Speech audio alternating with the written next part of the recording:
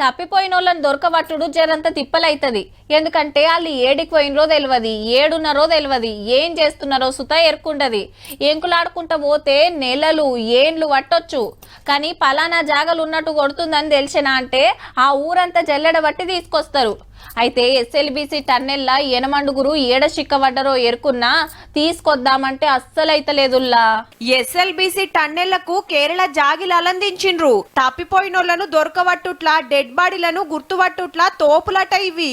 ఇప్పటికే NDRF, SDRF, Singareni, NGRI, railway శాఖోళ్లు, rat hole miners ఇట్లా ఆపత్తులు ఆదుకునే 12 గ్రూపుల నుంచి 650 మంది ఇరాం లేకుండా చెమట తీస్తున్నారు.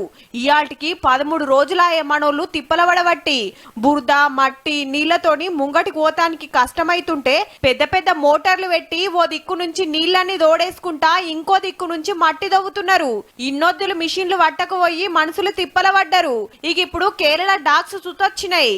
అవసరమైతే రోబోలను కూడా వాడాలని చూస్తున్నారట. చూడాలి మరి ఎప్పటి వరకు గీ పనోడుస్తుందో, ఎన్నొద్దులకు డెడ్ బాడీలు బయటికి తెస్తారో.